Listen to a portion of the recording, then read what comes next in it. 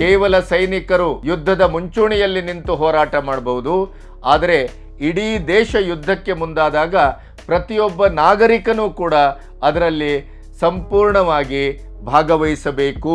Germany, Italy, France, ಯುರೋಪಿನ ಕೆಲವು ದೇಶಗಳು ನಾವು ಪಾಕಿಸ್ತಾನದ ಏರ್ ಸ್ಪೇಸ್ ಅನ್ನ ಬಳಸುವುದಿಲ್ಲ. ಇದು ಮತ್ತೊಂದು ಆರ್ಥಿಕವಾದಂತ ಮರ್ಮಾಘಾತ ಪಾಕಿಸ್ತಾನಕ್ಕೆ. ವಿಶ್ವದಲ್ಲೇ ಭಾರತದ ಮುಸ್ಲಿಮರು ಸಮೃದ್ಧವಾಗಿ ಬದುಕ್ತಾ ಇದ್ದಾರೆ. ಅದಕ್ಕೆ ನಾವು ಭಾರತವನ್ನು ಅಭಿನಂದಿಸ್ತೇವೆ. ಮತ್ತೆ ನಾವು ಯಾವುದೇ ಕಾರಣಕ್ಕೂ ಭಾರತದ ಮತ್ತು ಪಾಕಿಸ್ತಾನ ಯುದ್ಧ ಆದರೆ ನಾವು ಪಾಕಿಸ್ತಾನದ ಪರವಾಗಿ ನಿಲ್ಲುವುದಿಲ್ಲ. ನಾವು ಪಾಕಿಸ್ತಾನ್ ಜಿಂದಾಬಾದ್ ಅಂತ ಹೇಳುವುದಿಲ್ಲ. ಭಾರತದ ಪರವಾಗಿಯೇ ನಾವು ನಿಲ್ತೇವೆ ಅಂತ ಅದು ಏನು ಕುರಾನನ ಮೇಲೆ ಆಣೆ ಇಟ್ಟು ಹೇಳಿದರು. POK ಏನಿದೆ, ಗಿಲ್ಗಿಟ್ ಪ್ರದೇಶ ಏನಿದೆ, ಅದು ಸಂಪೂರ್ಣವಾಗಿ ಪಾಕಿಸ್ತಾನ ಭಾರತದ ವಿರುದ್ಧವಾದ ಭಯೋತ್ಪಾದಕ ಚಟುವಟಿಕೆಗೇನೆ ಬಳಸ್ತಾ ಇದೆ. ಇಲ್ಲಿ ಆದಂಥ ಇಲ್ಲಿವರೆಗಿನ ಎಲ್ಲ ದಾಳಿಗಳಿಗೂ ಇದು ನೇರವಾದಂಥ ಕೇಂದ್ರ ಪ್ರದೇಶ.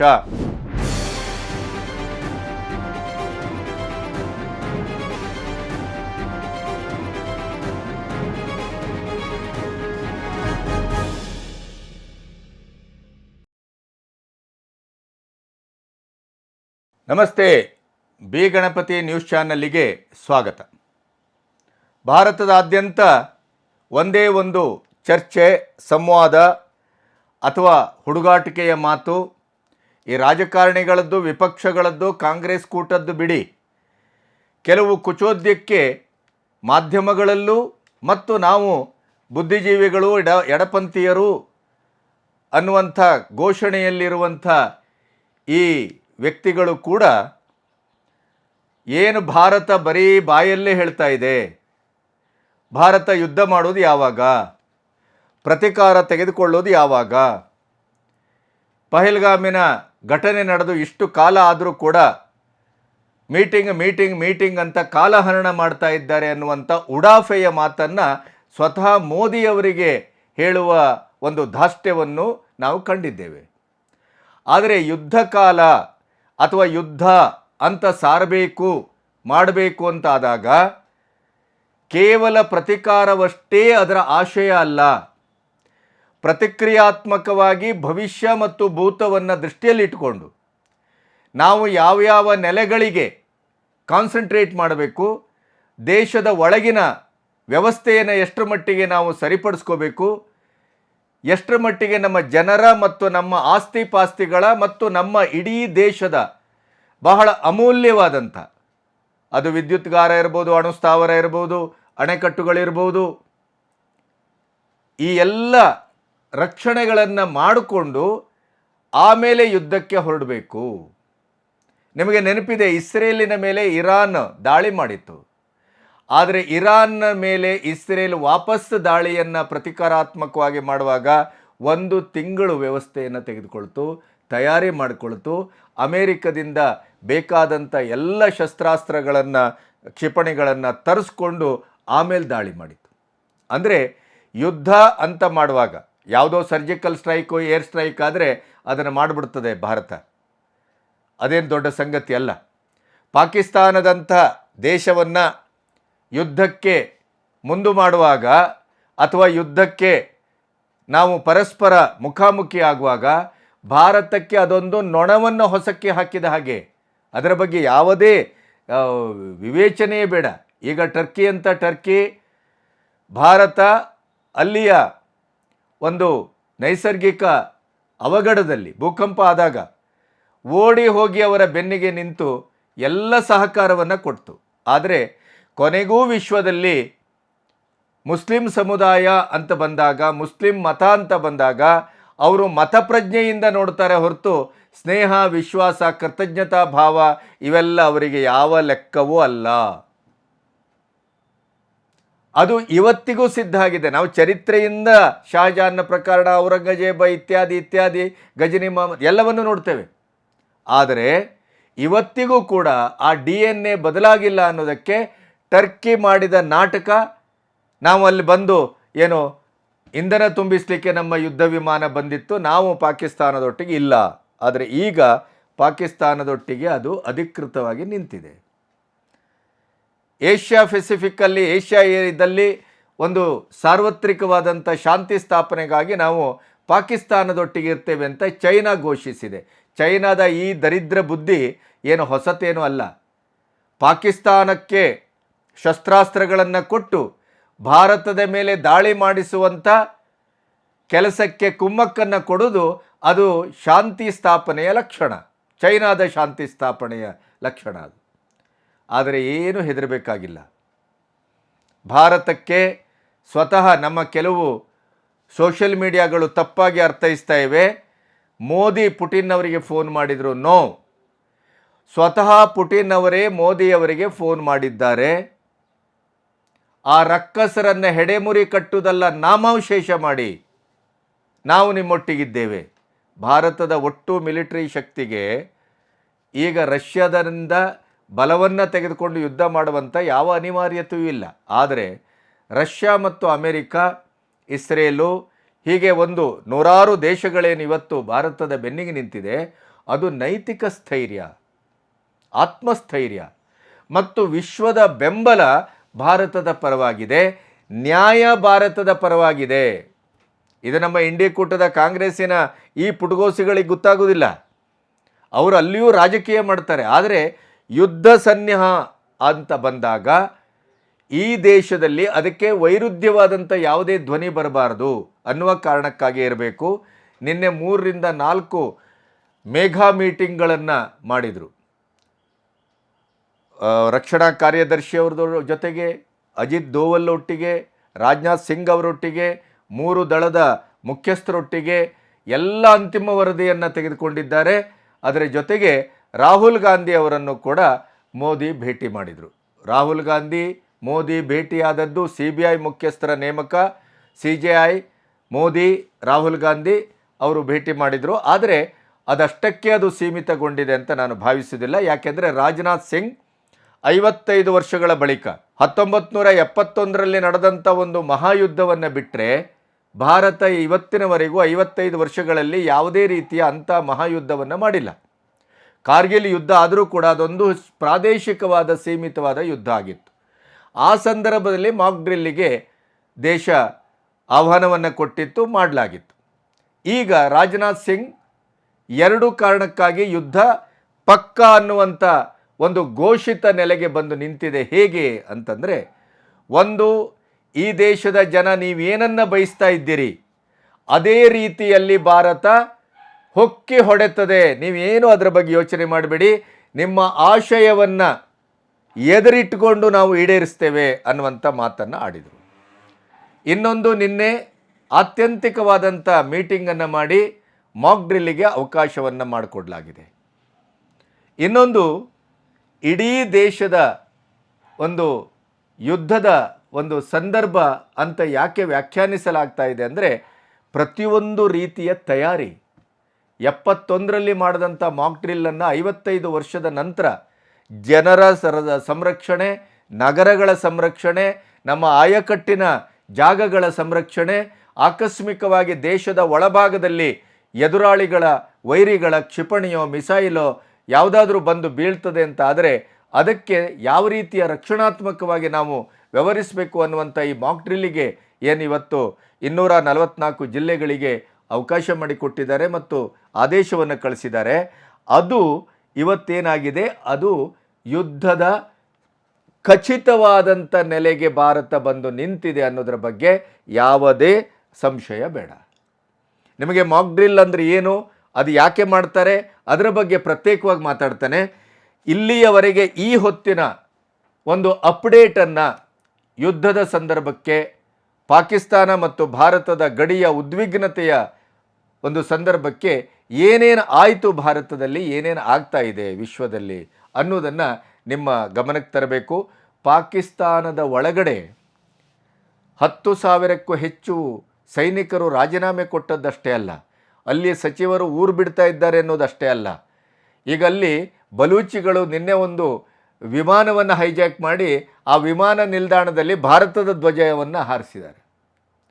ಇನ್ನು ನಮ್ಮ ತಾಲಿಬಾನ್ಗಳು ಅಲ್ಲಿ ಹೇಗೆ ನುಗ್ಗು ಬರ್ತಾ ಇದ್ದಾರೆ ಅಂತ ನೀವು ಆಗಾಗ ನಮ್ಮ ವಿಡಿಯೋಗಳಲ್ಲಿ ನೋಡ್ತಾ ಇದ್ದೀರಿ.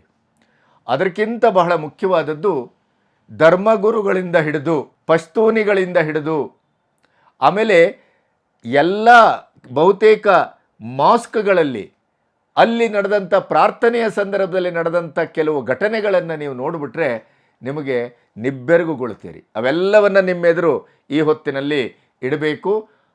ಇಲ್ಲಿವರೆಗೆ ನಮ್ಮ ಚಾನಲನ್ನು ಸಹ ನೀವು ಸಬ್ಸ್ಕ್ರೈಬ್ ಮಾಡದೇ ಇದ್ದರೆ ದಯವಿಟ್ಟು ಸಬ್ಸ್ಕ್ರೈಬ್ ಮಾಡಿ. ಅದರ ಜೊತೆಗೆ ದೇಶ ಇವತ್ತು ಒಗ್ಗಟ್ಟಾಗಬೇಕು, ದೇಶ ಇವತ್ತು ಒಂದಾಗಬೇಕು, ದೇಶ ಒಕ್ಕೊರಲಿನಿಂದ ಒಕ್ಕೂಟ ವ್ಯವಸ್ಥೆ ಇವತ್ತೇನು ಯುದ್ಧಕ್ಕೆ ಮುಂದಾಗ್ತಾ ಇದೆ ಅದಕ್ಕೆ ನಾವು ತನು ಮನದಿಂದ ನಮ್ಮನ್ನು ನಾವು ಅರ್ಪಿಸ್ಕೊಳ್ಬೇಕು. ಮಾಕ್ ಡ್ರಿಲ್ಲಿನ ಉದ್ದೇಶವೂ ಅದೇ. ಕೇವಲ ಸೈನಿಕರು ಯುದ್ಧದ ಮುಂಚೂಣಿಯಲ್ಲಿ ನಿಂತು ಹೋರಾಟ ಮಾಡಬಹುದು, ಆದರೆ ಇಡೀ ದೇಶ ಯುದ್ಧಕ್ಕೆ ಮುಂದಾದಾಗ ಪ್ರತಿಯೊಬ್ಬ ನಾಗರಿಕನೂ ಕೂಡ ಅದರಲ್ಲಿ ಸಂಪೂರ್ಣವಾಗಿ ಭಾಗವಹಿಸಬೇಕು ಅನ್ನೋದೇ ಮಾಕ್ ಡ್ರಿಲ್ಲಿನ ಬಹಳ ದೊಡ್ಡ ಉದ್ದೇಶ. ಹಾಗಾಗಿ ನಾವಿವತ್ತು ಭಾರತ್ ಮಾತಾ ಕಿ ಜೈ ಅನ್ನುವಂಥ ಘೋಷವಾಕ್ಯದಲ್ಲಿ ಎಲ್ಲ ಜಾತಿ, ಮತ, ಗೋತ್ರ, ಭಿನ್ನಾಭಿಪ್ರಾಯ, ಅದು ಪೊಲಿಟಿಕಲ್ಲಿ ಇರ್ಬೋದು, ಸಾಂಸ್ಕೃತಿಕವಾಗಿರ್ಬೋದು, ಧಾರ್ಮಿಕವಾಗಿರ್ಬೋದು, ಯಾವುದೇ ರೀತಿಯ ಭಿನ್ನಾಭಿಪ್ರಾಯ ಇದ್ದರೂ ದೇಶದ ಸಾರ್ವಭೌಮತೆ, ಅಖಂಡತೆ ಅಂತ ಬಂದಾಗ ನಾವು ಭಾರತ್ ಮಾತಾ ಕಿ ಜೈ ಅಂತ ಹೇಳಲೇಬೇಕು, ಹೇಳ್ತೇವೆ ಅನ್ನುವಂಥ ಭರವಸೆಯಲ್ಲಿ ನಾನು ನಿಮ್ಮ ಹತ್ರ ಮಾತಿಗೆ ಮುಂದಾಗ್ತೇನೆ. ಮೊದಲನೇದಾಗಿ ವಿಶ್ವಸಂಸ್ಥೆಯಲ್ಲಿ ಪಾಕಿಸ್ತಾನಕ್ಕೆ ಬಹಳ ಮುಖಭಂಗ ಆಗಿದೆ. ಅದು ಶಾಂತಿಯನ್ನು ಕಾಪಾಡಿ ಅಂತ ಹೇಳ್ತಾನೆ 15 ಸದಸ್ಯರ ಒಟ್ಟು ವ್ಯವಸ್ಥೆಯಲ್ಲಿ 13 ರಾಷ್ಟ್ರಗಳು ಭಾರತಕ್ಕೆ ಒಕ್ಕೊರಲಿನಿಂದ ಬೆಂಬಲವನ್ನು ಸೂಚಿಸಿದೆ. ಟರ್ಕಿ ಮತ್ತು ಚೈನಾ ಯಥಾಪ್ರಕಾರ ಹೊರಗೆ ಉಳಿದಿದೆ. ಈ ಭಯೋತ್ಪಾದಕ ಚಟುವಟಿಕೆಯನ್ನು ಮೂಲೋತ್ಪಾಟನೆ ಮಾಡಿ ಅನ್ನುವಂಥ ಒಂದು ಆದೇಶವನ್ನು ವಿಶ್ವಸಂಸ್ಥೆ ಭಾರತಕ್ಕೆ ನೀಡಿದೆ. ಪಾಕಿಸ್ತಾನದ ಉದ್ದೇಶ ಏನಾಗಿತ್ತು? ಯುದ್ಧದ ಕಾಲದಲ್ಲಿ ಯುದ್ಧ ನಡೆದರೆ ನಾವು ಒಂದು ರೀತಿಯ ವಿಕ್ಟಿಮ್ ಅನ್ನುವಂಥ ಈ ಕಾರ್ಡನ್ನು ವಿಶ್ವದ ಎದುರು ವಿಶ್ವಸಂಸ್ಥೆಯ ಮೂಲಕ ಅದನ್ನು ಎದುರಿಡುವುದು ಅವರ ತಂತ್ರ ಆಗಿತ್ತು. ಆದರೆ ಆ ತಂತ್ರ ಸಂಪೂರ್ಣವಾಗಿ ವಿಫಲ ಆಗಿದೆ. ಭಾರತದ ಒಟ್ಟು ಒಂದು ವಿದೇಶಾಂಗ ನೀತಿ ಮತ್ತು ಮೋದಿಯವರ ವಿಶ್ವ ಪ್ರವಾಸದ ಆ ಸ್ನೇಹಮಯ ವಾತಾವರಣ, ಬಂಧುತ್ವ ಇವತ್ತು ಎಂಥ ಒಂದು ಲಾಭವನ್ನು, ಕೊಡುಗೆಯನ್ನು ಕೊಡ್ತಾ ಇದೆ ಅನ್ನೋದಕ್ಕೆ ಪ್ರತಿ ಹಂತದಲ್ಲಿ ನಡೆಯುವಂಥ ಚಟುವಟಿಕೆಗಳು, ವಿದ್ಯಮಾನಗಳು ಅದಕ್ಕೆ ಸಾಕ್ಷಿಯಾಗಿ ನಿಲ್ತವೆ. ಉಕ್ರೇನಿನ ಯುದ್ಧ ಆದ ನಂತರ ಪುಟಿನ್ ಭಾರತಕ್ಕೆ ಬಂದಿರಲಿಲ್ಲ. ನಿನ್ನೆ ಪುಟಿನ್ ಅವರು ಮೋದಿಯವರಿಗೆ ಫೋನ್ ಮಾಡಿ ನಾವು ನಿಮ್ಮೊಟ್ಟಿಗಿದ್ದೇವೆ, ಪಾಕಿಸ್ತಾನವನ್ನು ಸಂಪೂರ್ಣವಾಗಿ ಅದಕ್ಕೆ ತಕ್ಕ ಶಾಸ್ತಿಯನ್ನು ಮಾಡಿ ಅಂತ ಹೇಳಿದಂಥ ಫೋನ್ ಕಾಲಲ್ಲಿ ವರ್ಷಾಂತ್ಯಕ್ಕೆ ನೀವು ನಮ್ಮ ದೇಶಕ್ಕೆ ಭೇಟಿ ಕೊಡಬೇಕು ಅಂತ ಹೇಳಿದ್ದ ಆ ಮೋದಿಯವರ ಆಹ್ವಾನವನ್ನು ಕೂಡ ಪುಟಿನ್ ಅವರು ಒಪ್ಪಿದ್ದಾರೆ. ಇದು ದ್ವಿಪಕ್ಷೀಯ ಮಾತುಕತೆಯ ಚಾರಿತ್ರಿಕ ಸಂದರ್ಭ ಆಗುವ ಎಲ್ಲ ಲಕ್ಷಣಗಳು ಕಾಣ್ತಾ ಇವೆ. ಇನ್ನು ಅಮೆರಿಕ ಅಂತೂ ಕ್ಷಣಕ್ಕೂ ಭಾರತದೊಟ್ಟಿಗೆ ನಾನು ನಿಂತಿದ್ದೇನೆ ಅನ್ನುವಂಥದ್ದು ಹೇಳಿದೆ.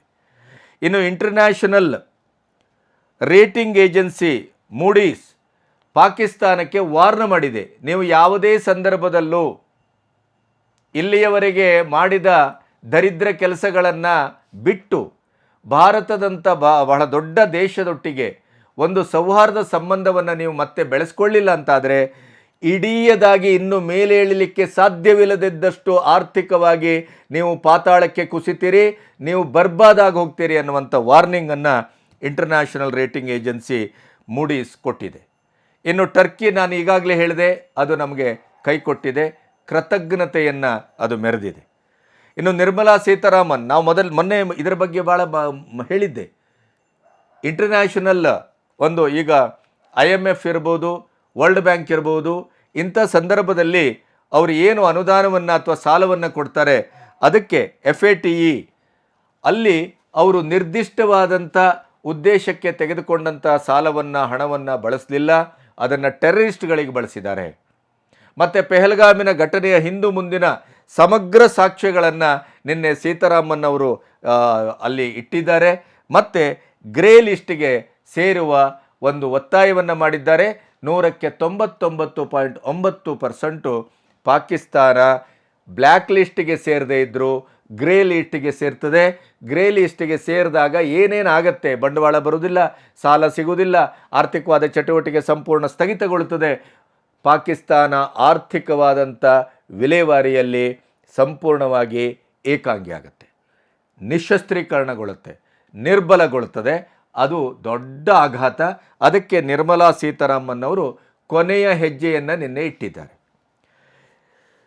ಇನ್ನು ಉಗ್ರರಿಗೆ ಸಹಕರಿಸಿದವರ ಮತ್ತು ಉಗ್ರರ ಮನೆಗಳನ್ನು ಪುಡಿಗಟ್ಟುವ ಕೆಲಸ ಸೇನೆ ನಿರಂತರವಾಗಿ ಮುಂದುವರಿಸಿದೆ ಕಾಶ್ಮೀರದಲ್ಲಿ. ಅದರ ಜೊತೆಗೆ ಸಾವಿರಾರು ಕಾಶ್ಮೀರಿಗರು ಅಲ್ಲಿ ಏನು ಭಯೋತ್ಪಾದಕರಿಗೆ ಅನ್ನ, ನೀರು, ವಸತಿ, ಬೇರೆ ಬೇರೆ ರೀತಿಯ ಸಹಕಾರವನ್ನು ಮಾಡಿದರೋ ಅದರ ಅಧಿಕೃತ ದಾಖಲೆಗಳ ಸಮೇತ ಅವರನ್ನು ಡ್ರಿಲ್ ಮಾಡ್ತಾ ಇದೆ.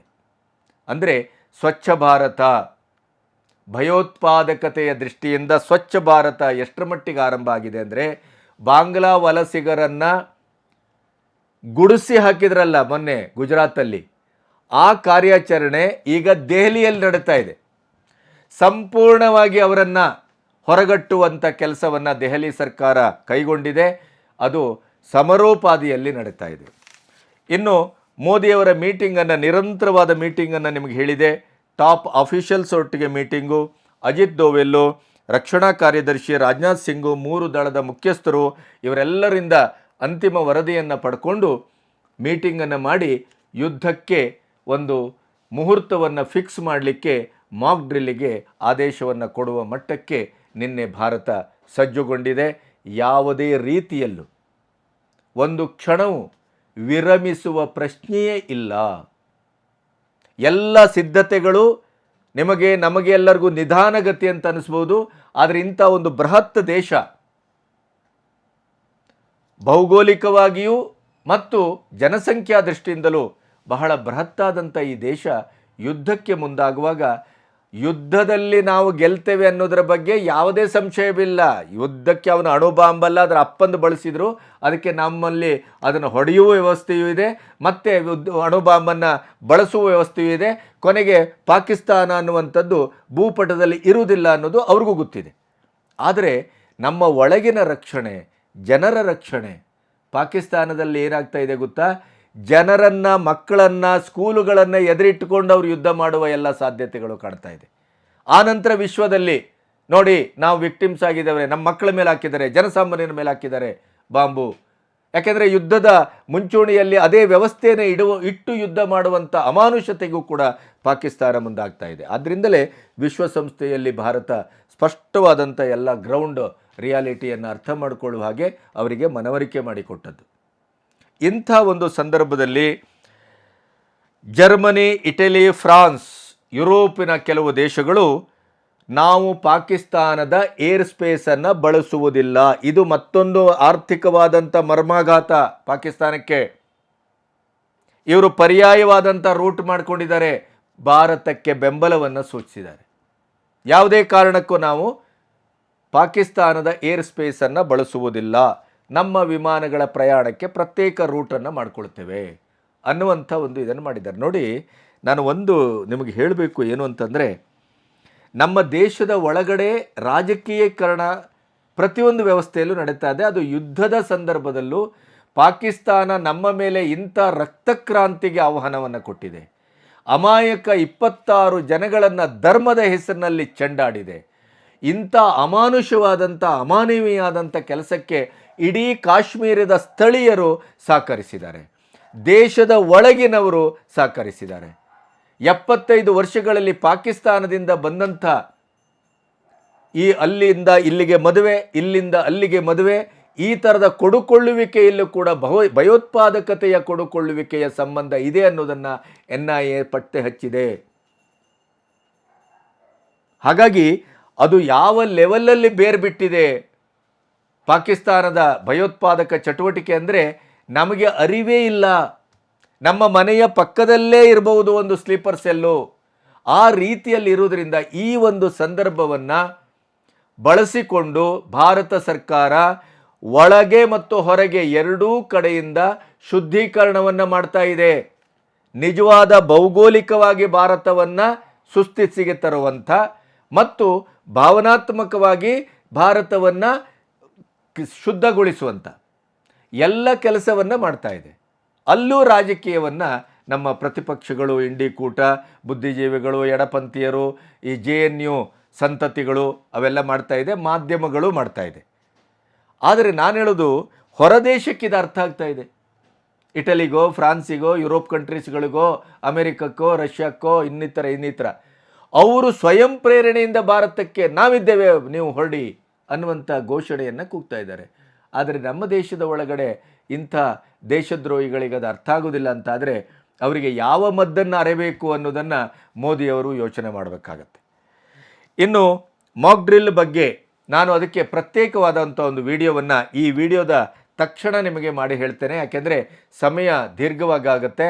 ಮಾಕ್ ಡ್ರಿಲ್ ಅಂದರೆ ಏನು, ಅದು ಯಾಕೆ ಆಗತ್ತೆ, ಅದರಲ್ಲಿ ಸಾರ್ವಜನಿಕರ ಪಾತ್ರ ಏನು, ಯಾವ್ಯಾವ ಹಂತಗಳಲ್ಲಿ ಅದಾಗತ್ತೆ, ಅದನ್ನೆಲ್ಲ ನಿಮಗೆ ವಿವರಿಸ್ತೇನೆ. 244 ಜಿಲ್ಲೆಗಳಲ್ಲಿ ನಾಳೆ ಅದರ ಪ್ರಾಕ್ಟೀಸ್ ಆಗುತ್ತೆ. ಈಗಾಗಲೇ ಪಂಜಾಬ್ನಲ್ಲಿ ಅಂಥದ್ದೊಂದು ಪ್ರಾಕ್ಟೀಸ್ ಮಾಡಿದ್ದಾರೆ. 9 ಗಂಟೆಯಿಂದ 9:30ವರೆಗೆ ಕಂಪ್ಲೀಟ್ ಲೈಟನ್ನು ಆರಿಸಿ ಮಾಕ್ ಡ್ರಿಲ್ ಪ್ರಾಕ್ಟೀಸನ್ನು ಆಗಿದೆ.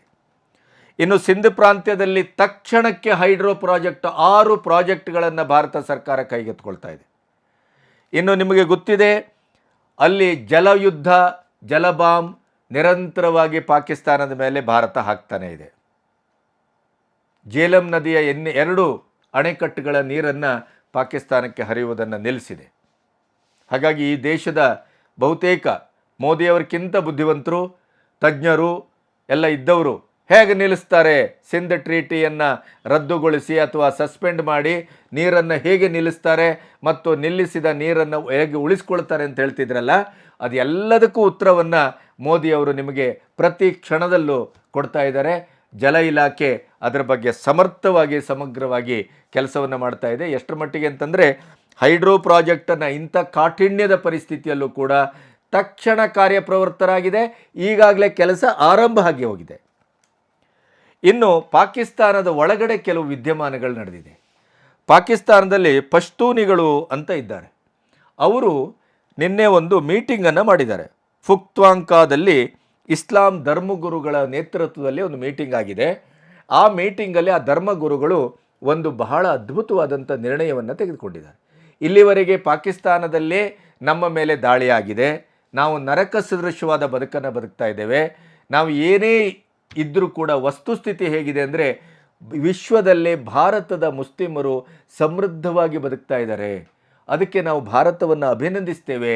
ಮತ್ತು ನಾವು ಯಾವುದೇ ಕಾರಣಕ್ಕೂ ಭಾರತದ ಮತ್ತು ಪಾಕಿಸ್ತಾನ ಯುದ್ಧ ಆದರೆ ನಾವು ಪಾಕಿಸ್ತಾನದ ಪರವಾಗಿ ನಿಲ್ಲುವುದಿಲ್ಲ, ನಾವು ಪಾಕಿಸ್ತಾನ್ ಜಿಂದಾಬಾದ್ ಅಂತ ಹೇಳುವುದಿಲ್ಲ, ಭಾರತದ ಪರವಾಗಿಯೇ ನಾವು ನಿಲ್ತೇವೆ ಅಂತ ಅಲ್ಲಿಯ ಪಶ್ತೂನಿಗಳು, ಧರ್ಮಗುರುಗಳು, ಅದು ಏನು ಕುರಾನಿನ ಮೇಲೆ ಆಣೆ ಇಟ್ಟು ಹೇಳಿದ್ದಾರೆ. ಕುರಾನಿನ ಮೇಲೆ ಆಣೆ ಇಟ್ಟು ಹೇಳಿದ್ದಾರೆ. ಅದೊಂದು ಪ್ರಕರಣ. ಇನ್ನೊಂದು, ಪಾಕಿನ ಮಸೀದಿಯಲ್ಲಿ ಅದರ ಚಿತ್ರವನ್ನು ನಿಮಗೆ ತೋರಿಸ್ತೇವೆ. ಪಾಕಿನ ಮಸೀದಿಯಲ್ಲಿ ಅಲ್ಲಿ ಪ್ರಾರ್ಥನೆ ನಡೆದು ಆ ನಂತರ ಒಂದು ಮೀಟಿಂಗ್ ಆದಾಗ ಅಲ್ಲಿಯ ಧರ್ಮಗುರುಗಳು ಕೇಳ್ತಾರೆ, ಪಾಕಿಸ್ತಾನ ಮತ್ತು ಭಾರತ ಯುದ್ಧ ಆದರೆ ನೀವು ಯಾರ ಪರವಾಗಿ ನಿಲ್ತೀರಿ, ಕೈ ಎತ್ತಿ ಅಂತಂದಾಗ ಪಾಕಿಸ್ತಾನದ ಪರವಾಗಿ ಒಂದು ಕೈ ಕೂಡ ಮೇಲೆ ಬರಲಿಲ್ಲ. ಈ ಪಾಯಿಂಟನ್ನು ನೋಟ್ ಮಾಡಬೇಕು ನಾವು. ಪಾಕಿಸ್ತಾನದಲ್ಲಿಯ ಒಂದು ಮುಸ್ಲಿಮರು ಎಷ್ಟರ ಮಟ್ಟಿಗೆ ಹೈರಾಣಾಗಿದ್ದಾರೆ, ಎಷ್ಟರ ಮಟ್ಟಿಗೆ ಬದುಕನ್ನು ನರಕ ಸದೃಶವಾಗಿ ಬದುಕ್ತಾ ಇದ್ದಾರೆ, ಎಷ್ಟರ ಮಟ್ಟಿಗೆ ಅವ್ರಿಗೆ ಅಸಹ್ಯ ಅಂತ ಅನಿಸ್ತಾ ಇದೆ, ಇದನ್ನು ನಾವು ಅರ್ಥ ಮಾಡಬೇಕು. आप में से कितने लोग पाकिस्तान का साथ देंगे, हाथ खड़ा कर, कम ही नजर आ रहे हैं. इसका मतलब है कि काफी समझ पैदा हो चुकी है. मसला ये है कि पाकिस्तान और हिंदुस्तान की जंग इस्लाम की जंग ही नहीं है, हिंदुस्तान से ज्यादा बढ़कर. हिंदुस्तान में इतना जुल्म नहीं है जितना पाकिस्तान में जुल्म है. कि लाल मस्जिद जैसा अलमनाक काम यहाँ हिंदुस्तान में हुआ, जमाना वजीरिस्तान में और पूरे खैबर पख्तूनख्वा में जो मजालिम हो रहे हैं वो वहां हुए कि उनके अपने जेट तैयारों ने अपने ही मुल्क के रहने वालों पर ऐसी बमबारियां की. क्या हिंदुस्तान के अंदर इतने लोग लापता पाए जाते हैं? हिंदुस्तान के अंदर कोई तहरीकें लापता अफराद के लिए हैं? लोग लापता अफराद के लिए तहरीकें चला चला कर, धरने दे देकर, थक कर, मजबूर होकर घरों में बैठ के अल्लाह से मांगे. कितनी मसूरात यहाँ बैठी रही. बिलोच लापता, पख्तून लापता, अब तो तहरीक इंसाफ के लोग लापता, सहाफी लापता, उलमाए किराम लापता. यहाँ जो जुल्म है, और यहाँ नहीं, अक्सर मुसलमान ममालिक का यही. ಇಲ್ಲಿಯ ಕಳ್ಳರು ವಿಧಾನಸೌಧ ಅಂತಿಲ್ಲ, ಸರ್ಕಾರಿ ಕಚೇರಿ ಅಂತಿಲ್ಲ, ರೋಡು ಅಂತಿಲ್ಲ, ಪಾಕಿಸ್ತಾನಕ್ಕೆ ಜಿಂದಾಬಾದ್ ಅಂತೇಳಿ ಬಾವುಟವನ್ನು ಹಾರಿಸ್ತಾರೆ. ಪಾಕಿಸ್ತಾನದ ಮೇಲೆ ಇಂಥ ವ್ಯಾಮೋಹವನ್ನು ತೋರ್ತಾರೆ. ಈ ಬಡ್ಡಿ ಮಕ್ಕಳಿಗೆ ಈ ಚಿತ್ರದಲ್ಲಿರುವಂಥ ಸತ್ಯ ಮತ್ತು ಅದರ ಲೈವನ್ನು ನೀವು ನೋಡಬೇಕು. ಅದೇ ಭಾರತಕ್ಕೆ ಪರವಾಗಿ ಯಾರೆಲ್ಲ ನಿಲ್ತೀರಿ ಎಂದಾಗ ಎಲ್ಲರೂ ಕೈ ಎತ್ತಿದ್ದಾರೆ. ಅಲ್ಲಿ ಭಾರತದ ಪರವಾಗಿ ಘೋಷಣೆಯನ್ನು ಕೂಗಿದ್ದಾರೆ ಮತ್ತು ಭಾರತದ ಪರವಾಗಿ ನಾವು ನಿಲ್ತೇವೆ ಅಂತ ಮಸೀದಿಯಲ್ಲಿ ಧರ್ಮಗುರುಗಳ ನೇತೃತ್ವದಲ್ಲಿ ಅಲ್ಲಿ ಪಾಕಿಸ್ತಾನದ ಪರವಾಗಿ ನಾವು ನಿಲ್ಲೋದಿಲ್ಲ, ಪಾಕಿಸ್ತಾನದಲ್ಲಿ ನಮ್ಮ ಬದುಕು ಹೈರಾಣಾಗಿದೆ, ಭಾರತದಲ್ಲಿರುವ ಮುಸ್ಲಿಮರ ಬದುಕು ಬಹಳ ಸಮೃದ್ಧವಾಗಿದೆ, ಸ್ವರ್ಗ ಸದೃಶವಾಗಿದೆ ಅನ್ನುವಂಥ ಒಂದು ಮಾತುಗಳನ್ನು ಆಡಿ ಅವರು ಭಾರತದ ಪರವಾಗಿ ನಿಂತಿದ್ದಾರೆ. ದೇಶೀಯ ನಮ್ಮ ಭಾರತದ ದೇಶದ ಮುಸ್ಲಿಮರಿಗೆ, ಭಾರತ ದೇಶದ ಕಾಂಗ್ರೆಸ್ಸಿನವರಿಗೆ, ಇಂಡಿ ಕೂಟಕ್ಕೆ, ಇಲ್ಲಿಯ ಬುದ್ಧಿಜೀವಿಗಳು, ಎಡಪಂಥೀಯರು, ಈ JNU ಸಂತತಿಗೆ ಇದು ಅರ್ಥ ಆಗಬೇಕು. ಸಿದ್ದರಾಮಯ್ಯನವರೇ ಇದನ್ನು ದಯವಿಟ್ಟು ನೋಡಿ. ನೀವೇನು ಯುದ್ಧ ಬೇಡ ಅಂತ ಪಾಕಿಸ್ತಾನದ ಮೇಲಿನ ಪ್ರೀತಿಯನ್ನು ತೋರಿಸ್ತೀರಲ್ಲ, ವಿಧಾನಸೌಧದಲ್ಲಿ ಪಾಕಿಸ್ತಾನಕ್ಕೆ ಜಿಂದಾಬಾದ್ ಅಂತ ಹೇಳಿದವ್ರ ಮೇಲೆ ಯಾವುದೇ ಕ್ರಮ ತೆಗೆದುಕೊಂಡಿಲ್ಲ ನಿಮ್ಮ ಪಕ್ಷದ ಮುಖಂಡರ ಮೇಲೆ. ಇಂಥ ದೇಶದ್ರೋಹಿತನವನ್ನು ವಿಧಾನಸೌಧದಲ್ಲಿ ನಿಮ್ಮ ಆಡಳಿತದಲ್ಲಿ ನಡೆದಿದೆ. ಇದು ನಿಮ್ಮ ಇಡೀ ರಾಜಕೀಯ ಜೀವನದ ಕಪ್ಪು ಚುಕ್ಕಿಯಾಗಿ ಯಾವತ್ತೂ ನಿಲ್ಲುತ್ತೆ, ನೆನಪಿಡಿ. ಆದರೆ ಪಾಕಿಸ್ತಾನದ ಮುಸ್ಲಿಮರಿಗೆ ಅರ್ಥ ಆಗಿದೆ ಭಾರತದ ಮುಸ್ಲಿಮರ ಸುಖ ಮತ್ತು ಸಮೃದ್ಧವಾದಂಥ ಜೀವನ. ಇಲ್ಲಿದ್ದುಕೊಂಡು ಪಾಕಿಸ್ತಾನದ ಬಗ್ಗೆ ಪ್ರೀತಿಸುವ ಕಳ್ಳನ ಮಕ್ಕಳೆಲ್ಲ ಪಾಕಿಸ್ತಾನಕ್ಕೆ ಹೋಗಿ, ಏನು ಬೇಸರ ಇಲ್ಲ. ಆ ಪಾಕಿಸ್ತಾನದ ಅದ್ಭುತವಾದಂಥ ಸ್ವರ್ಗ ಸದೃಶವಾದಂಥ ಬದುಕಿನ ರುಚಿಯನ್ನು ನೋಡಿ. ಆವಾಗ ಗೊತ್ತಾಗತ್ತೆ ಭಾರತ ಎಂಥ ಒಂದು ಪುಣ್ಯಭೂಮಿ, ಭಾರತ ಎಂಥ ಒಂದು ಸಮೃದ್ಧವಾದಂಥ ಭೂಮಿ, ಭಾರತದ ಸಂವಿಧಾನಾತ್ಮಕವಾದಂಥ ನೆಲೆಯಲ್ಲಿ ಇಲ್ಲಿಯ ಮುಸ್ಲಿಮರಿಗೆ ಎಂಥ ಒಂದು ಅದ್ಭುತವಾದ ಅವಕಾಶ ಇದೆ. 85-88% ಇದ್ದಂಥ ಬಹುಸಂಖ್ಯಾತರ ಮಧ್ಯೆ ಪ್ರಥಮ ದರ್ಜೆಯಲ್ಲಿ ಸ್ವಾಭಿಮಾನದಿಂದ ಮತ್ತು ಅಷ್ಟು ದಕ್ಷತೆಯಿಂದ ಬದುಕ್ತಾ ಇದ್ದೀರಿ. ಅದರ ಜೊತೆಗೆ ಇಡೀ ಭಾರತದ ಮೇಲೆ ಒಳಗಿನ ದಾಳಿ ಮಾಡುವಷ್ಟು ನಿಮಗೆ ಒಂದು ದರ್ಪ ದುರಹಂಕಾರವು ಕೂಡ ಇದೇ ನೆಲ ಕೊಟ್ಟಿದೆ. ಅದನ್ನು ಅರ್ಥ ಮಾಡ್ಕೋಬೇಕು. ಪಾಕಿಸ್ತಾನದ ಮುಸ್ಲಿಮರು ಅಷ್ಟರ ಮಟ್ಟಿಗೆ ಪ್ರಾಮಾಣಿಕವಾಗಿ ಭಾರತದ ಪರವಾಗಿ ನಿಂತಿದ್ದಕ್ಕೆ ಅವರಿಗೆ ನಾವು ಇಲ್ಲಿಂದಲೇ ಒಂದು ಸಲಾಮನ್ನು ಸಲ್ಲಿಸಲೇಬೇಕು. ಯಾಕೆಂದರೆ ವಸ್ತುಸ್ಥಿತಿಯನ್ನು ಅವರಾದರೂ ಅರ್ಥ ಮಾಡ್ಕೊಂಡ್ರಲ್ಲ. ಈ ದರಿದ್ರ ಭಾರತೀಯ ವಿರೋಧಿ, ಭಾರತದ ಒಳಗಿರುವಂಥ ವಿರೋಧಿ ಶಕ್ತಿಗಳಿಗೆ, ದ್ರೋಹಿಗಳಿಗೆ ಅರ್ಥ ಆಗಲಿಲ್ಲ, ರಾಜಕಾರಣಿಗಳಿಗೆ. ಅವರಿಗಾದರೂ ಅರ್ಥ ಆಯ್ತಲ್ಲ, ಅದಕ್ಕಾಗಿ ನಾವು ಅವರನ್ನು ಅಭಿನಂದಿಸಬೇಕು. ಇನ್ನು ಜಿನಾಮ್ ನದಿ ಅಣೆಕಟ್ಟಿಂದ ನೀರು ಬಂದ್ ಮಾಡಿದ್ದನ್ನು ಹೇಳಿದ್ದೇನೆ. ಯಾವುದೇ ಕಾರಣಕ್ಕೂ ಹನಿ ನೀರನ್ನು ಬಿಡುವ ಪ್ರಶ್ನೆಯೇ ಇಲ್ಲ ಅನ್ನುವಂಥ ಮಾತನ್ನು ಭಾರತ ಮತ್ತೆ ಮತ್ತೆ ಪುನರುಚ್ಚರಿಸ್ತಾ ಇದೆ. ಈ ರಾಹುಲ್ ಗಾಂಧಿಯೊಟ್ಟಿಗೆ CBI ಮುಖ್ಯಸ್ಥರ ಒಂದು ನೇಮಕಾತಿಯ ಸಂದರ್ಭದಲ್ಲಿ ಭೇಟಿಯಾದಂಥ ಸಂದರ್ಭವೂ ಕೂಡ ಇದು ಯುದ್ಧವನ್ನು ಪಕ್ಕಾ ಮಾಡಿದೆ. ಇನ್ನು ಬಹಳ ಮುಖ್ಯವಾದಂಥ ಒಂದು ಪ್ರಶ್ನೆಯನ್ನು ನಿಮ್ಮೆದುರಿಟ್ಟು ನಾನು ಈ ವಿಡಿಯೋವನ್ನು ಮುಗಿಸ್ತಾ ಇದ್ದೇನೆ. ಪಾಕಿಸ್ತಾನದ ರಕ್ಷಣಾ ಮಂತ್ರಿ ಕೂಡ ಹೇಳ್ತಾ ಇದ್ದಾರೆ POKಯೇ ಭಾರತದ ಟಾರ್ಗೆಟು. ಅದಕ್ಕಾಗಿ ಅಲ್ಲಿಯ ಒಂದು ಸಚಿವ ಒಂದು ಬೃಹನ್ನಾಟಕವನ್ನು ಮಾಡಿದ್ದಾರೆ ನಿನ್ನೆ. ಇಡೀ ವಿಶ್ವದ ಮೇನ್ ಏನು ಪತ್ರಿಕಾಕರ್ತರು, ವರದಿಗಾರರನ್ನೆಲ್ಲ ತೆಗೆದುಕೊಂಡು ಹೋಗಿ POKಯಲ್ಲಿ ಭಾರತ ಹೇಳ್ತಾ ಇದೆ ಎಲ್ಲ ಒಂದು ಅಡಗುದಾಣಗಳು, ಭಯೋತ್ಪಾದಕರ ಚಟುವಟಿಕೆಗಳು, ಕಾರಸ್ಥಾನಗಳು ಅಲ್ಲೇ ನಡೀತವೆ ಅಂತ ಅವರು ಆಪಾದನೆ ಮಾಡ್ತಾ ಇದ್ದಾರಲ್ಲ. ನೋಡಿ, ಬನ್ನಿ ನೋಡಿ, ಬಹಳ ಸುಂದರವಾಗಿದೆ ಗಿಲ್ಗಿಟ್ ಪ್ರದೇಶ, POK. ಹೌದು, ನಿಜವಾಗಿಯೂ ಈ ನೆಲದ ಸ್ವರ್ಗ ಅದು. ಆದರೆ ಅದನ್ನು ನರಕ ಮಾಡಿದೆ ಈ ಪಾಕಿಸ್ತಾನ ಭಯೋತ್ಪಾದಕ ಚಟುವಟಿಕೆ ಮೀಸಲಿಟ್ಟು. ನೆಹರು ಮಾಡಿದಂಥ ಒಂದು ದೊಡ್ಡ ಮಿಸ್ಟೇಕ್ನಿಂದ ನಾವು ನಮ್ಮ ಭೂಭಾಗವನ್ನು, ಭೂಶಿರವನ್ನು ಕಳ್ಕೊಂಡದ್ದು ಇವತ್ತು ಒಂದು ಐತಿಹಾಸಿಕ ಪ್ರಮಾದ. ಅದನ್ನು ಮೋದಿಯವರು ಸರಿ ಮಾಡಲಿಕ್ಕೆ ಹೊರಟಿದ್ದಾರೆ. ಯಾಕೆ? ಒಂದು ಪೆಹಲ್ಗಾಮಿನ ಅಟ್ಯಾಕಿನ ಎಲ್ಲ ತಂತ್ರಗಳು, ಷಡ್ಯಂತ್ರಗಳು, ಕಾರಸ್ಥಾನಗಳು ನಡೆದದ್ದು POKಯಲ್ಲಿ. POKಯನ್ನು ಪಾಕ್ ಆಕ್ಯುಪೈಡ್ ಕಾಶ್ಮೀರ್ ಅಂತ ಕರೆದು ಅವರ ಸುಪರ್ದಿಗೆ ಕೊಟ್ಟದ್ದು ಪ್ರಥಮ ಪ್ರಧಾನಿ ನೆಹರು ಅವರ ಬಹಳ ದೊಡ್ಡ ಐತಿಹಾಸಿಕ ಪ್ರಮಾದ. ಆಮೇಲೆ ಐತಿಹಾಸಿಕವಾಗಿ ಕೂಡ ರಾಜ್ಯಾಡಳಿತದ ಸಂದರ್ಭದಲ್ಲೂ ಭಾರತದ ಭೂಭಾಗವಾಗಿ ಅದು ವಿಜೃಂಭಿಸಿದ್ದು. ಇನ್ನು ಭಾರತದ ಒಟ್ಟಿಗೆ ಕಾಶ್ಮೀರ ಸೇರುವಂಥ ಒಂದು ಆ ಐತಿಹಾಸಿಕ ಸಂದರ್ಭದಲ್ಲಿ ಕೂಡ ಅದು ಭಾರತದ ಒಳಗಡೆ ಇದ್ದದರ ಬಗ್ಗೆನೇ ಎಲ್ಲ ದಾಖಲೆಗಳು ಇದೆ. ಹರಿಜಿತ್ ಸಿಂಗ್ನಿಂದ ನಮ್ಮ ಉಕ್ಕಿನ ಮನುಷ್ಯ ಪಟೇಲರ ಮಧ್ಯೆ ನಡೆದಂಥ ಸಂಧಾನದ ಮಾತುಕತೆಯ ಹೊತ್ತಿನಲ್ಲೂ ಕೂಡ ನಮ್ಮದೇ ಭಾಗವಾಗಿ ಅದು ಇತ್ತು. ಆಮೇಲೆ ಇಡೀದಾಗಿ ಸೇನಾ ಹೆಲಿಕಾಪ್ಟ್ರು, ಸೇನಾ ವಿಮಾನದಲ್ಲೇ ಪುಲ್ವಾಮಾ ದಾಳಿಯ ನಂತರ 44ಕ್ಕೂ ಹೆಚ್ಚು ಭಯೋತ್ಪಾದಕರ ಶಿಬಿರಗಳನ್ನು ಶಿಫ್ಟ್ ಮಾಡಿದ್ದು ಭಾರತದ ಹತ್ರ ದಾಖಲೆ ಇದೆ. ಭಾರತ ಸಂಪೂರ್ಣವಾಗಿ ಅಡಗುದಾಣವನ್ನು ಗುರುತಿಸಿದೆ. ಹಾಗಾಗಿ ಈ POK ಏನಿದೆ, ಗಿಲ್ಗಿಟ್ ಪ್ರದೇಶ ಏನಿದೆ, ಅದು ಸಂಪೂರ್ಣವಾಗಿ ಪಾಕಿಸ್ತಾನ ಭಾರತದ ವಿರುದ್ಧವಾದ ಭಯೋತ್ಪಾದಕ ಚಟುವಟಿಕೆಗೇ ಬಳಸ್ತಾ ಇದೆ. ಇಲ್ಲಿ ಆದಂಥ ಇಲ್ಲಿವರೆಗಿನ ಎಲ್ಲ ದಾಳಿಗಳಿಗೂ ಇದು ನೇರವಾದಂಥ ಕೇಂದ್ರ ಪ್ರದೇಶ. ಆದ್ದರಿಂದಲೇ POKಯನ್ನು ಭಾರತ ವಶಪಡಿಸಿಕೊಳ್ಳತಕ್ಕದ್ದು. ರಾಜನಾಥ್ ಸಿಂಗ್ ಏನು ಹೇಳಿದರು? ಇಡೀ ಭಾರತೀಯರ ಆಶಯ ಏನಿದೆ, ಇಡೀ ಭಾರತೀಯರ ನಿರೀಕ್ಷೆ ಏನಿದೆ, ಆ ಪ್ರಕಾರವೇ ಈ ಸರಿ ನಾವು ಪಾಕಿಸ್ತಾನವನ್ನು ಹೊಡೆತೇವೆ. आप सभी हमारे प्रधानमंत्री नरेंद्र मोदी जी को अच्छी तरह जानते हैं, उनकी कार्यशैली से भी अच्छी तरह परिचित हैं, उनकी दृढ़ता से भी अच्छी तरह परिचित हैं। जोखिम उठाने का भाव किस तरीके से उन्होंने सीखा है अपने जिंदगी में, उससे भी आप अच्छी तरह समझ। मैं आपको आश्वस्त करना चाहता हूं, प्रधानमंत्री मोदी जी के नेतृत्व में जैसा आप चाहते हैं वैसा हो कर रहे हैं ಅನ್ನುವಂಥ ಪಾಕಿಸ್ತಾನ ಅಂತ ಹೆಸರು ಹೇಳಲಿಲ್ಲ, ಅದು ಮೋದಿಯೂ ಹೇಳಲಿಲ್ಲ, ಇಲ್ಲಿವರೆಗೆ ಯಾರು ಹೇಳಲಿಲ್ಲ. ಭಯೋತ್ಪಾದಕರಿಗೆ ಪ್ರಾಯೋಜಿತವಾಗಿ ಯಾರು ವರ್ತಿಸ್ತಾ ಇದ್ದಾರೆ, ಯಾವ ನೆಲ ವರ್ತಿಸ್ತಾ ಇದೆ, ಅದನ್ನು ನೆಲಸಮ ಮಾಡ್ತೇವೆ ಅಂತ.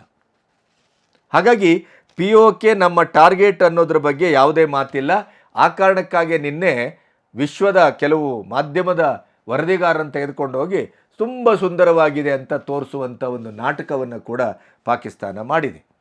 ಈ ಹೊತ್ತಿನಲ್ಲಿ ಕೊನೆಗೂ ಭಾರತ ಯುದ್ಧವನ್ನು ಮಾಡಿಯೇ ತೀರ್ತೇವೆ. ಅದರಲ್ಲೂ 1971ರ ನಂತರ ಮಹಾಯುದ್ಧ ಅಂತ ಆಗಿರಲಿಲ್ಲ. ಆ ಮಹಾಯುದ್ಧಕ್ಕೆ ಭಾರತ ಮುಂದಾಗ್ತಾ ಇದೆ, ಕ್ಷಣಗಣನೆ ನಡೀತಾ ಇದೆ. ಅದಕ್ಕಾಗಿಯೇ 244 ಜಿಲ್ಲೆಗಳಲ್ಲಿ ನಾಳೆ ನಾವು ಮಾಕ್ ಡ್ರಿಲ್ಲನ್ನು ಮಾಡಬೇಕು. ಅದರ ಯುದ್ಧ ಕಾಲದಲ್ಲಿ ಸುರಕ್ಷತಾ ಒಂದು ಕ್ರಮಗಳನ್ನು ಸಾರ್ವಜನಿಕರಿಗೆ ಮನವರಿಕೆ ಮಾಡಿಕೊಡ್ಬೇಕು ಅನ್ನುವಂಥ ಒಂದು ಕೆಲಸಕ್ಕೆ ಭಾರತ ಸರ್ಕಾರ ಮುಂದಾಗಿದೆ. ಅದರ ಅರ್ಥವೇ ಇಷ್ಟು, ಯುದ್ಧ ಕ್ಷಣಗಣನೆಯಲ್ಲಿದೆ. ಈ ಸರಿ ಭಾರತ ಪಾಕಿಸ್ತಾನಕ್ಕೆ ಎಂಥ ಒಂದು ಬುದ್ಧಿ ಕಲಿಸಬಹುದು, ಎಂಥ ಒಂದು ಮರ್ಮಾಘಾತವನ್ನು ಮಾಡಬಹುದು ಅಂತಂದರೆ ಅದು ನಿರೀಕ್ಷೆಗೂ ಮೀರಿದ್ದು. ಇದನ್ನೇ ಬಿಹಾರದ ನೆಲದಲ್ಲಿ ನಿಂತು ಮೋದಿಯವರು ವಿಶ್ವಕ್ಕೆ ಹೇಳಿದ್ದು. ಪಾಕಿಸ್ತಾನ ಅಂತ ಹೆಸರು ಹೇಳದೇನೆ ಭಯೋತ್ಪಾದಕತೆಯನ್ನು ಉತ್ಪಾದಿಸುವ, ಪ್ರಾಯೋಜಿಸುವ, ಸಂರಕ್ಷಿಸುವ, ಅದನ್ನು ನೆಲೆಗೊಳಿಸುವ, ಆ ಮೂಲಕ ಎಲ್ಲ ವಿಶ್ವದ ಬೇರೆ ಬೇರೆ ದೇಶಗಳಿಗೆ ಅದನ್ನು ರಫ್ತು ಮಾಡುವಂಥ ನೆಲವನ್ನು ನೆಲಸಮ ಮಾಡ್ತೇವೆ. ಯಾವ ಮಟ್ಟಕ್ಕೆ ಅಂದರೆ ನೀವು ನಿರೀಕ್ಷೆನೂ ಮಾಡಲಿಕ್ಕೆ ಸಾಧ್ಯ ಇಲ್ಲ, ಆ ಲೆವೆಲ್ನಲ್ಲಿ ಮಾಡ್ತೇವೆ ಅಂತ. ಅದಕ್ಕಾಗಿಯೇ ಸರ್ವ ಭಾರತದ ಒಳಗಡೆ, ಭಾರತದ ಹೊರಗಡೆ ಸಂಪೂರ್ಣವಾದಂಥ ತಯಾರಿಯನ್ನು ಮಾಡಿಕೊಂಡು ಇಲ್ಲಿರುವ ಎಲ್ಲ ವಿಷಜಂತುಗಳ ಎಲ್ಲ ಆಕ್ಷೇಪಗಳನ್ನು ನುಂಗಿಕೊಂಡು ಭಾರತ ಕೊನೆಗೂ ಸರ್ವಸನ್ನದ್ಧವಾಗಿ ಯುದ್ಧಕ್ಕೆ ಹೊರಟಿದೆ. ಆ ಯುದ್ಧಕ್ಕೆ ಹೊರಟಿರುವಂಥ ಎಲ್ಲ ಲಕ್ಷಣಗಳು ನಿನ್ನೆಯಿಂದ ಒಂದೊಂದಾಗಿ ಹೊರಗೆ ನಮಗೆ ಕಾಣಿಸ್ಕೊಳ್ತಾ ಇದೆ. ಇನ್ನು ಯುದ್ಧ ಫಿಕ್ಸು, ಯುದ್ಧ ಯಾವಾಗ ಅಂತ ಕೇಳುವ ಈ ಭಾರತದ ಹರಕುಬಾಯಿಗಳಿಗೆ ಸರಿಯಾದಂಥ ಉತ್ತರವನ್ನು ಭಾರತದ ಸರ್ಕಾರ ಕೊಡಲಿಕ್ಕೆ ಹೊರಟಿದೆ ಅನ್ನುವಲ್ಲಿಗೆ ಯುದ್ಧ ಯಾವಾಗ ಅನ್ನುವಂಥ ಒಂದು ಕ್ಷಣ ಇನ್ನು ಬಹುಶಃ ನಾಳೆ ನಾಡಿದ್ದು ನಮಗೆ ದಕ್ಕಲಿಕ್ಕಿದೆ. ನಮಸ್ತೆ.